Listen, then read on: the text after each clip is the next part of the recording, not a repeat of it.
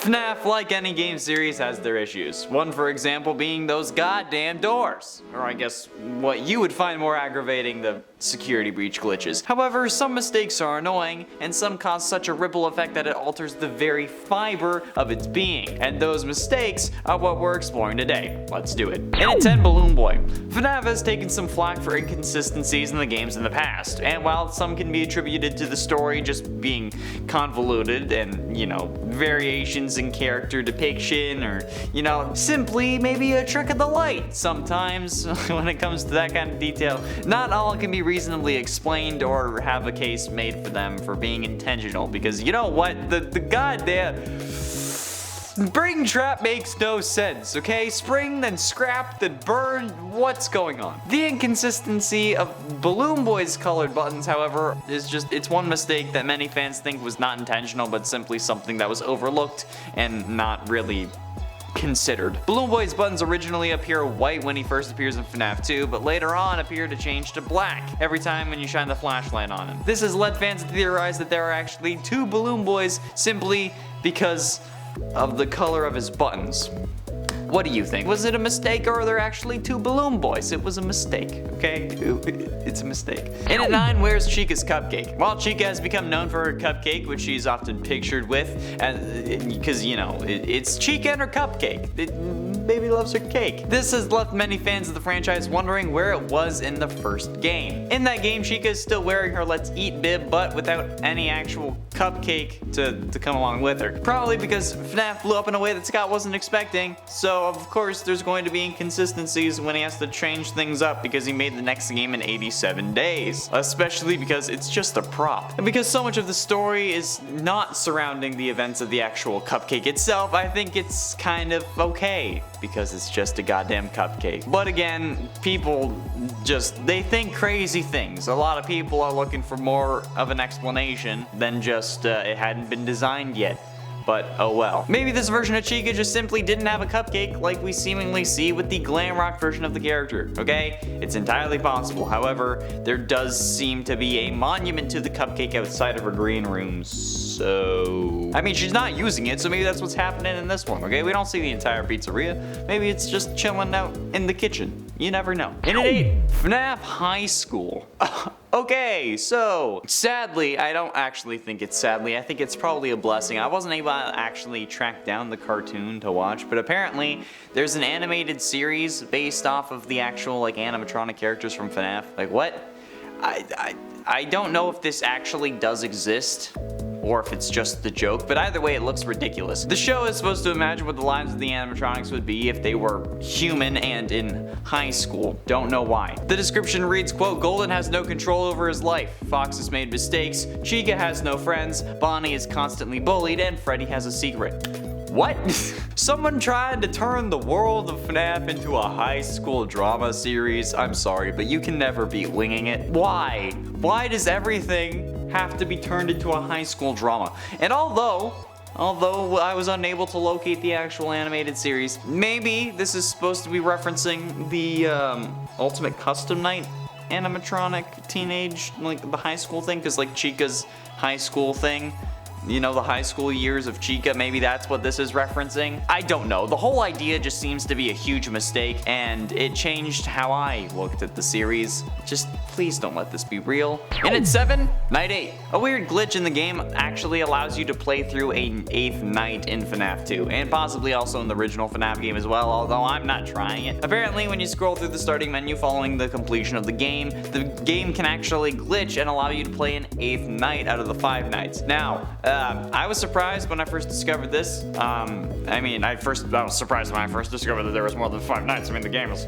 literally called 5 Nights at Freddy's, and apparently there's more than 5 nights. But I don't know if this 8th night is actually a glitch or if it's intentional. I feel like it's a glitch because the 7th night is always the custom night, right? But yeah, even in the original FNAF game, you can actually play the 5 nights, then continue on to the 6th night, and then you get the again custom 7th night, where you can change the difficulty of the animatronics. But like, apparently you can glitch out FNAF 2 and get Night 8. I don't know, okay? Though whether or not this was a mistake or like intentional remains a mystery, but most people believe that it's just a glitch. And you know what? It changes everything? And 6. Fan art. After promotional artwork for FNAF 7 was released on social media, it was almost immediately taken back down. Fortunately, fans still got to see the artwork released because it made its way onto Reddit, because, you know, it's always on Reddit. But why was it taken down? Scott didn't realize that he wasn't really the person who created it. He didn't just use his own artwork and models, okay, when he was actually like constructing this, but he accidentally mixed fan models and fan art into the actual cover as well. And because of this, he immediately took it down, not wanting to use someone else's work. And understandably, he was upset about it. But like, again, how did this happen? Like, you're literally the creator of the series. How do you mess up and not use an original thing? Apparently, it was because the models that his team found were so close to the originals of the characters that they actually thought that it was Scott's. Following this mistake, Scott himself actually commended those who made the fan art because they did such an amazing job that it was mistaken for his own. But yeah, he even admitted that some of the fan-made models were better than his. And although we've seen some other moments that showcase this, Scott's reaction continues to highlight just how much he cares and respects the fan base of FNAF and its community, and just how good you are at making fan art. Okay, that's all we're gonna say on the subject, because I could already hear the comments. I'm sorry, we're working on it. Halfway through, and at number 5, continuity. For many, a lot of the story that is explored and hinted at in the games has become somewhat hard to follow or hard to understand. Understandably so. More filled with theories than having anything actually confirmed. So yeah, the whole story is just theories, really. And while many have praised the games for this kind of story that begins to unravel the more you play, involving murder and family drama, there has also been some continuity errors within the lore. The only thing that can be said about retcons being introduced in regards to the storytelling is that at least Scott recognizes that not everything can be perfect, but has reassured the community that he only made one retcon, at least at the time of that Reddit post. Since then, I'm sure he's made more, okay? And just because he doesn't say it doesn't mean that it didn't happen, okay? We had a whole list of the top 10 FNAF retcons.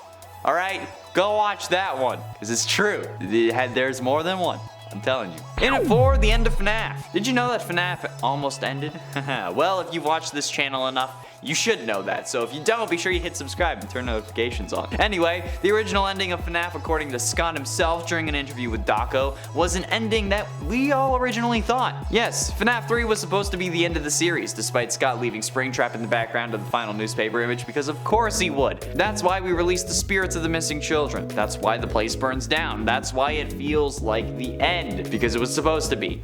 But why did we get another 6 games after? Well, simple, because the Springtrap jump scare wasn't scary enough. That's right, Springtrap's jump scare was so mild that it was basically ketchup, and it caused fans to get upset, especially for what felt like the end of the series. So Scott came back, and he came back hard, making FNAF 4 and the Nightmare animatronics, and then he just kept it going from there. So yes, Springtrap's jump scare was a mistake, because without it, I might actually be able to get some sleep at night without thinking about what animatronics may be under my bed. Hopefully, it's Chica. Hey, mommy!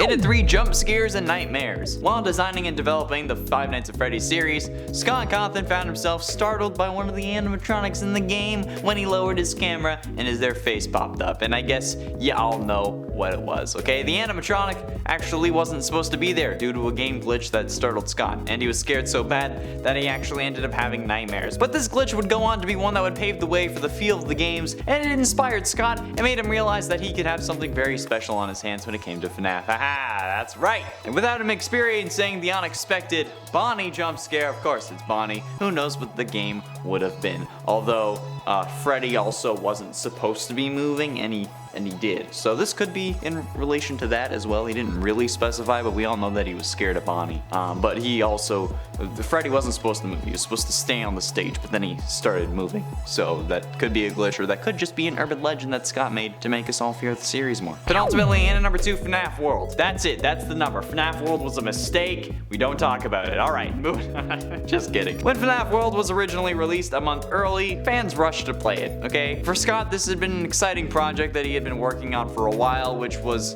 different from most of his other games, at least in the FNAF series. However, although loyal fans seemed to enjoy the game, eager to express their love for it, critics and the general populace just felt the opposite. The reviews from critics were actually so poor that Scott felt that the only way to deal with the criticism was to take it down.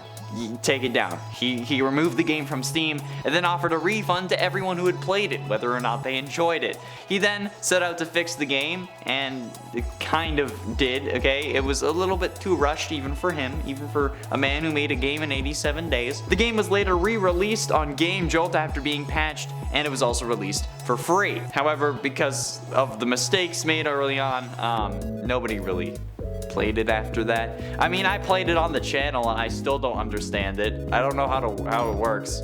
Okay, Scott inevitably realized that the game was unfixable and was forced to scrap it and move on, but you can still play it. You can still play it, we just don't talk about it anymore. That's it, we don't talk about it. And finally, in at number 1, Chipper and Sons Lumber Co. Scott's inspiration for the game, actually for like the FNAF series, actually came out being one of his biggest fails. Before he became famous for creating FNAF, Scott Cawthon was someone who constantly found himself criticized for rushing through his game development. And it was this kind of criticism that he faced from video game critic Jim Sterling surrounding a trailer for one of his games, Chipper and Sons Lumber Company. Jim made fun of the game, using his review to spin a far-fetched narrative for the game involving a post-apocalyptic world where humans had been replaced by robots, describing the characters in the game as animatronic-like. Scott had decided to embrace the criticism and actually set out to build a game based on this outlandish narrative. Jim's criticism ended up later becoming the first Five Nights at Freddy's game, so without that mistake, or without that fail, we wouldn't have FNAF today. And you know what? I think that might be better for my mental health. But you know what? I don't talk about it. That's all the time we have for today, friends. Thank you all so much for watching. I have been and Charmaine Connor Monroe, and I'll see you in another video.